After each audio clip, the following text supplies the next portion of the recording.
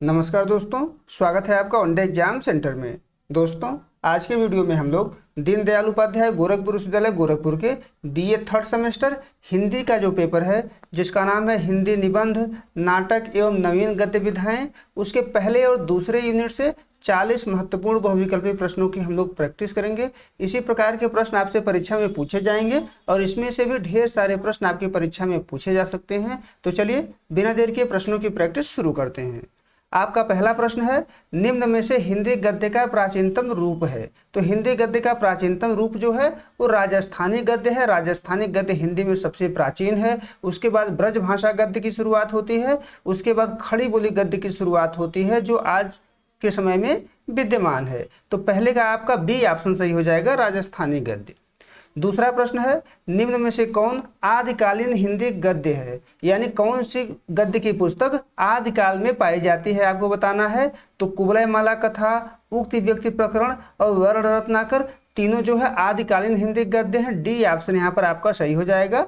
आपको बता दें कि आदिकाल में गद्य की कुल 4 पुस्तकें मिलती हैं। 3 का नाम यहाँ पर दिया हुआ है और चौथा जो पुस्तक है उसका नाम है राउल बेल, जो रोड़ा के द्वारा लिखा गया था। यहाँ दूसरे का डी ऑप्शन आपका सही हो जाएगा।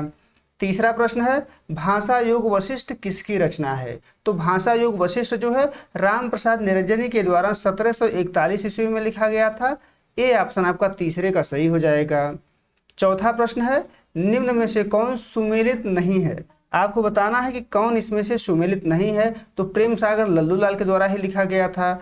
नाचिकेतोपाख्यान सदल मिश्र के द्वारा ही लिखा गया था। रानी केतकी की कहानी इस्साक अल्लाह खां के द्वारा ही लिखा गया था। लेकिन सुख सागर जो है वो लक्ष्मण सिंह के द्वारा नहीं लिखा गया था, बल्कि सदा सुखलाल के द्वारा लिखा गया था। तो डी ऑप्शन आपका चौथे का सही हो जाएगा।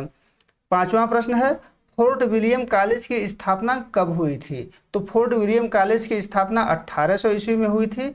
ए ऑप्शन आपका पांचवें का सही हो जाएगा। छठा प्रश्न है, निम्न में से किसका संबंध फोर्ट विलियम कॉलेज से नहीं है। तो इसमें ईसा अल्लाह खां का संबंध जो है फोर्ट विलियम कॉलेज से नहीं है। लल्लूलाल और सदल मिश्र ये दोनों लोग फोर्ट विलियम कॉलेज से संबंधित थे। तो सी ऑप्शन आपका छठवें का सही हो जाएगा। सातवां प्रश्न है, शकुंतला किसकी रचना है। तो शकुंतला जो है राजा लक्ष्मण सिंह की रचना है। सातवें का बी ऑप्शन आपका सही हो जाएगा। आठवां प्रश्न है, हमारी दृष्टि में हिंदी और उर्दू दोनों बोलियां न्यारी न्यारी है, यह कथन किसका है, यानी किसके द्वारा यह कथन कहा गया है। तो यह कथन राजा लक्ष्मण सिंह का है। ए ऑप्शन आपका आठवें का सही हो जाएगा। नौवां प्रश्न है, शुक्ल जी ने खड़ी बोली गद्य की प्रथम रचना किसे माना है। तो शुक्ल जी ने जो है खड़ी बोली गद्य की प्रथम रचना चंद छंद वर्णन की महिमा को माना है। बी ऑप्शन आपका 9वें का सही हो जाएगा। आगे बढ़ते हैं। 10वां प्रश्न है, किस रचनाकार की भाषा में पंडिताओपन एवं पूर्वी शब्दों का प्रयोग है। तो इसमें से आपका बी ऑप्शन सही हो जाएगा। सदल मिश्र की रचना में पंडिताओपन और पूर्वी शब्दों का प्रयोग है। 10वें का बी ऑप्शन आपका सही हो जाएगा। 11 नंबर प्रश्न है, हिंदी निबंध का जनक किसे माना जाता है। तो हिंदी निबंध का जनक भारतेंदु हरिश्चंद्र को ही माना जाता है।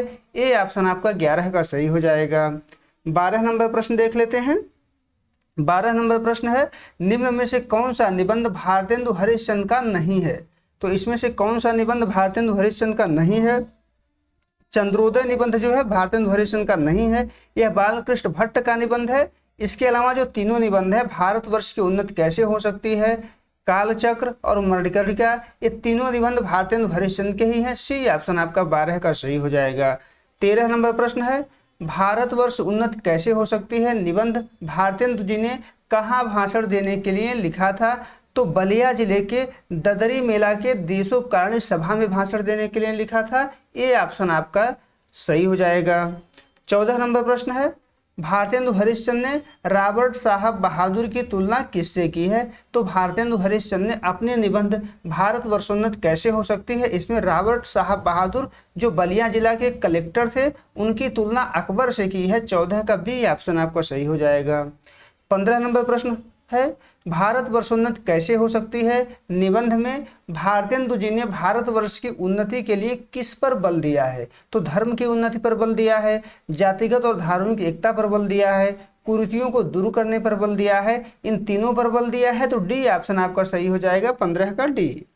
16 नंबर प्रश्न है, जो हिंदुस्तान में रहे, चाहे किसी जाति किसी रंग का क्यों न हो, वह हिंदू है, हिंदू की सहायता करो। यह कथन है। यह कथन किसके द्वारा कहा गया है? तो भारतेंदु हरिश्चंद्र का कथन है। और यह कथन भारतेंदु हरिश्चंद्र ने भारत वर्षोन्नत कैसे हो सकती है निबंध में कहा है। सी ऑप्शन आपका 16 का सही हो जाएगा। 17 नंबर प्रश्न है, निम्न में से किसे हिंदी का स्टील कहा जाता है? तो बालकृष्ण भट्ट को हिंदी का स्टील कहा जाता है। ए ऑप्शन आपका 17 का सही हो जाएगा। 18 नंबर प्रश्न है, बालकृष्ण भट्ट का निबंध साहित्य जनसमूह के हृदय का विकास है किस पत्रिका में प्रकाशित हुआ था? तो हिंदी प्रतीक पत्रिका में जुलाई 1881 में प्रकाशित हुआ था। बी ऑप्शन आपका 18 का सही हो जाएगा। 19 नंबर प्रश्न है, औरों को जाने दीजिए, जापानी टट्टुओं को हाँफते हुए दौड़ते देखकर भी लाज नहीं आती, यह कथन किस निबंध से लिया गया है? तो यह जो कथन है भारत वर्षोन्नत कैसे हो सकती है निबंध से लिया गया है, जिसकी रचना भारतेंदु हरिश्चंद्र ने किया था। तो बी ऑप्शन आपका 19 का सही हो जाएगा। 20 नंबर प्रश्न है, कवि कर्तव्य निबंध के रचयिता हैं? तो कवि कर्तव्य निबंध के रचयिता महावीर प्रसाद द्विवेदी हैं। सी ऑप्शन आपका 20वें का सही हो जाएगा। 21 नंबर प्रश्न है, कवि कर्तव्य निबंध को द्विवेदी जी ने कितने भाग में विभाजित किया है? तो कुल 4 भागों में विभाजित किया है। सी ऑप्शन आपका 21 का सही हो जाएगा। 22 नंबर प्रश्न है, कवि कर्तव्य निबंध के अनुसार कवि का कर्तव्य निर्धारित करता है। यानी द्विवेदी जी जो हैं समय और समाज के रुचि के आधार पर कवि का कर्तव्य निर्धारित किए हुए हैं। तो सी ऑप्शन आपका 22 का सही हो जाएगा। 23 नंबर प्रश्न है, कवि कर्तव्य निबंध के आधार पर निम्न में से कौन सा कथन सत्य है? ये कथन है कि कविता गद्य और पद्य दोनों में हो सकती है, यह कथन सत्य है। कविता में संस्कृत से नए छंदों का प्रयोग करना चाहिए, यह भी कथन सत्य है। पदांत में अनुप्रासहीन छंद लिखे जाने चाहिए, यह भी कथन सत्य है। तो डी ऑप्शन आपका सही हो जाएगा, उपर्युक्त सभी। 24 नंबर प्रश्न है, कविता का विषय मनोरंजक और उपदेशजनक होना चाहिए। यमुना के किनारे केली कौतूहल का अद्भुत वर्णन बहुत हो चुका, यह कथन है। यह कथन किसका है? तो महावीर प्रसाद द्विवेदी का यह कथन है। महावीर प्रसाद द्विवेदी ने अपने निबंध कवि कर्तव्य में इस कथन को लिखा है। तो बी ऑप्शन आपका 24 का सही हो जाएगा। 25 नंबर प्रश्न है, चिंतामणि किसके निबंधों का संग्रह है? तो चिंतामणि जो है रामचंद्र शुक्ल के निबंधों का संग्रह है। कुल 4 भाग में चिंतामणि प्रकाशित हुआ था। ए ऑप्शन आपका सही हो जाएगा। 26 नंबर प्रश्न है, निम्न में ललित निबंधकार हैं, कौन इसमें से ललित निबंधकार हैं आपको बताना है। तो हजारी प्रसाद द्विवेदी, विद्यानिवास मिश्र, कुबेर नाथ राय, ये तीनों जो है ललित निबंधकार हैं। डी ऑप्शन आपका 26 का सही हो जाएगा। 27 नंबर प्रश्न है, देवदारू निबंध के रचनाकार हैं। तो देवदारू निबंध जो है हजारी प्रसाद द्विवेदी के द्वारा लिखा गया है। बी ऑप्शन आपका 27 का सही हो जाएगा। 28 नंबर प्रश्न है, निम्न में से कौन सा निबंध विद्यानिवास मिश्र का है? तो ये तीनों निबंध जो है चितवन की छाह, तुम चंदन हम पानी, मेरे राम का मुकुट भीग रहा है, तीनों निबंध जो है विद्यानिवास मिश्र का है। डी ऑप्शन आपका 28 का सही हो जाएगा। 29 नंबर प्रश्न है, रामचंद्र शुक्ल का निबंध नहीं है। कविता क्या है? श्रद्धा भक्ति और करुणा, ये तीनों जो है रामचंद्र शुक्ल के निबंध हैं। हल्दी दूब जो है रामचंद्र शुक्ल का निबंध नहीं है, यह निबंध जो है शुक्ल जी का नहीं है। यह निबंध जो है विद्यानिवास मिश्र का है। तो डी ऑप्शन आपका 29 का सही हो जाएगा। 30 नंबर प्रश्न है, नियम शील या सद्विद्ध का साधक है, समकक्ष नहीं, यह कथन है। यह कथन रामचंद्र शुक्ल का है और शुक्ल जी ने यह कथन करुणा नामक निबंध में कहा है। तो ए ऑप्शन आपका 30वें का सही हो जाएगा। 31 नंबर प्रश्न है, निम्न में से किसे शुक्ल जी ने करुणा का उल्टा माना है? तो शुक्ल जी करुणा का उल्टा क्रोध मानते हैं। बी ऑप्शन आपका 31 का सही हो जाएगा। 32 नंबर प्रश्न है, निम्न में से कौन सा निबंधकार भारतेंदु युग का है? तो प्रताप नारायण मिश्र जो है भारतेंदु युग के हैं। बी ऑप्शन आपका 32 का सही हो जाएगा। 33 नंबर प्रश्न है, संस्कृति का शेषनाग किसका निबंध है? तो संस्कृति का शेषनाग जो है कुबेर नाथ राय का निबंध है।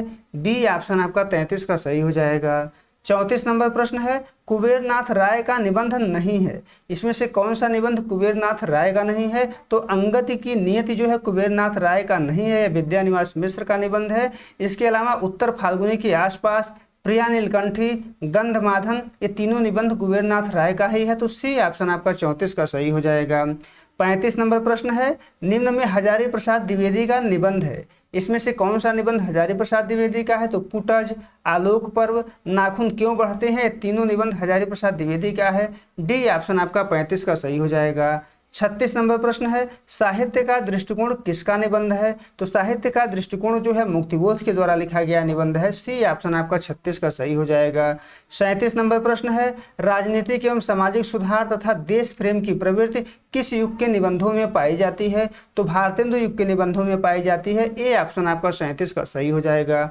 38 नंबर प्रश्न है, आने वाली पीढ़ी पिछली पीढ़ी की ममता की पीड़ा नहीं समझ पाती और पिछली पीढ़ी अपनी संतान के संभावित संकट की कल्पना मात्र से उद्विग्न हो जाती है, यह कथन है। तो यह कथन विद्यानिवास मिश्र का है। इन्होंने अपने निबंध मेरे राम का मुकुट भीग रहा है उसमें यह कथन कहा है। तो ए ऑप्शन आपका 38 का सही हो जाएगा।